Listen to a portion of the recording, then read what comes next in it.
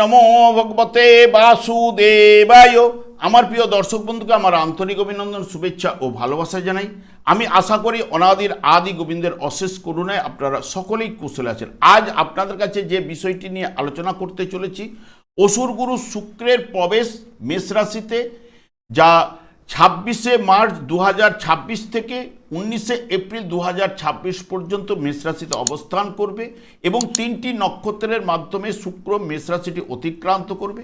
তাই মীন রাশি বা মীন লগ্নের জাতক জাতিকারা আপনারা কেমন ফল পেতে চলেছেন তা আমি আচার্য কমল শাস্ত্রী আপনাদের কাছে এই ভিডিওতে বিস্তারিতভাবে আলোচনা করব। ধৈর্য সহকারে আপনারা ভিডিওটি দেখবেন।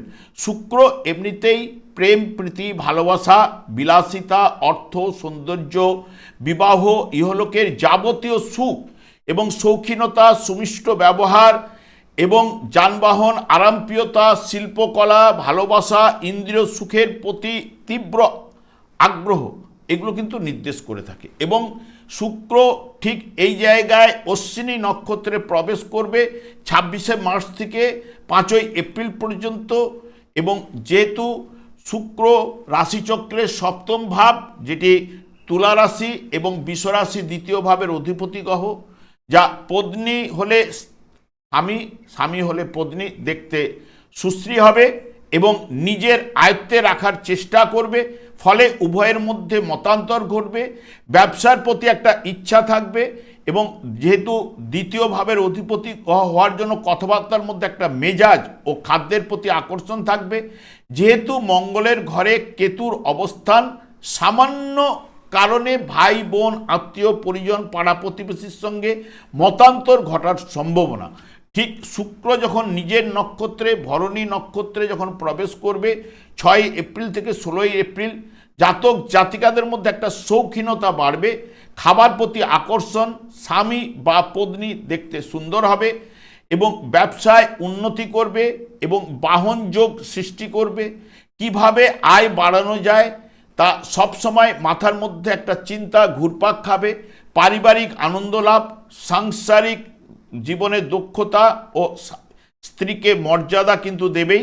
ঠিক কৃত্তিকা নক্ষত্রে যখন প্রবেশ করবে, যেটি 17 এপ্রিল থেকে 19শে এপ্রিল, জাতক জাতিকাদের মধ্যে খেলাধুলা, গান বাজনা, শিল্পের প্রতি আকর্ষণ থাকবে। কারণ যেহেতু রাশিচক্রের সিংহ রাশির অধিপতি গ্রহ রবির নক্ষত্রে থাকার কারণে কথাবার্তার মধ্যে একটা বলিষ্ঠ ভাব থাকবে। আপনি প্রেমের পূজারী হবেন এবং সাহসিকতার সঙ্গে আপনি কিন্তু প্রণয় করবেন। শৌখিন জাতীয় ব্যবসা থেকে আয় কিন্তু আপনার ঘটবে এবং চাকরিতে শুভযোগ এবং সুনাম অর্জন কিন্তু আপনার ঘটবেই। বর্তমানে দেখুন, শুক্র আপনাদের মীন রাশি বা মীন লগ্নের জাতক জাতিকাদের ঠিক দ্বিতীয় ভাবে অবস্থান করবে এবং তৃতীয় ভাবের অধিপতি গ্রহ অষ্টম ভাবের অধিপতি গ্রহ, যেটি দ্বিতীয় ভাবে থাকার জন্য অষ্টম ভাবের উপরে দৃষ্টি প্রদান করবে এবং দ্বিতীয় ভাব থেকে যেগুলি বিচার্য, বিশেষ করে অর্থনৈতিক অবস্থা এবং সম্পদ লাভ, ক্ষতি এবং বাকশক্তি, কুটুম্ব, দ্বিতীয় বিবাহ এবং পরিবার এবং ঋণ নেওয়া এবং কৃপণতা, খাদ্য ইত্যাদি ইত্যাদি দ্বিতীয় ভাব থেকে কিন্তু বিচার্য।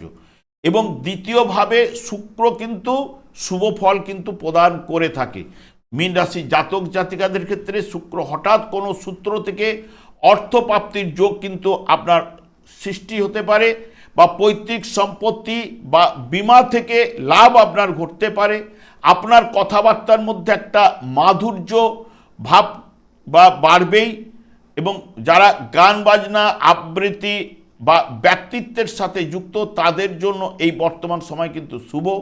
পরিবারে কোনো অনুষ্ঠান হওয়ার সম্ভাবনাও কিন্তু এই জায়গায় নিয়ে আসতে পারে এবং পরিবারের সদস্য বা আত্মীয় কুটুম্বের সঙ্গে একটা সুসম্পর্ক শুক্র কিন্তু প্রদান করবে।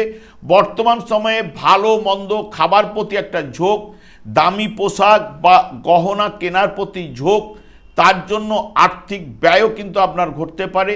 আর্থিক লেনদেনের ক্ষেত্রে সতর্ক থাকা উচিত। কাউকে টাকা দেওয়ার আগে আপনি ভালো করে ভেবে চিনতে টাকা আপনি ধার দিতে পারেন। দাম্পত্য জীবনে মধুর সম্পর্ক এবং অবিবাহিতদের জন্য বিবাহের কথাবার্তা আলোচনায় এগুতে পারেন এবং বর্তমান সময়ে আর্থিক বিনিয়োগ বা পরিবারের সম্পত্তির যোগ বা পরিকল্পনা আপনারা করতে পারেন। বর্তমান সময়ে যারা সৃজনশীল প্রতিভার বিকাশের সুযোগ কিন্তু আসবে। বিশেষ করে শিল্প, গহনা এবং বিলাসিতা দ্রব্য ব্যবসার সাথে যুক্তদের যারা যুক্ত রয়েছেন তারা কিন্তু লাভবান বা লাভজনক তাদের ক্ষেত্রে হতে পারে। কর্মক্ষেত্রে আপনার কাজের স্বীকৃতি পাওয়ার সম্ভাবনাও কিন্তু থাকছে। শুক্র যেহেতু অগ্নি রাশিতে আসেন, তাই রাগ জেদ কন্ট্রোলে রাখুন, এবং যেহেতু অষ্টম ভাবের অধিপতি, তাই চোখ এবং খাবার দাবারের প্রতি আপনাকে নজর কিন্তু রাখতেই হবে।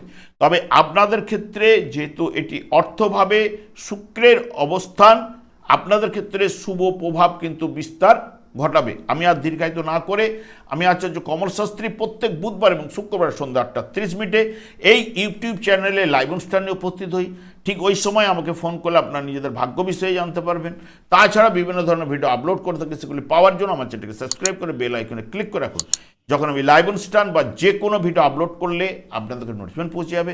আমি অনাদির আদি গোবিন্দকে প্রার্থনা করি আপনারা ভালো থাকুন, সুস্থ থাকুন, আনন্দে থাকুন। আজ এই পর্যন্ত, পরে ভিডিও দেখা হচ্ছে। নমস্কার।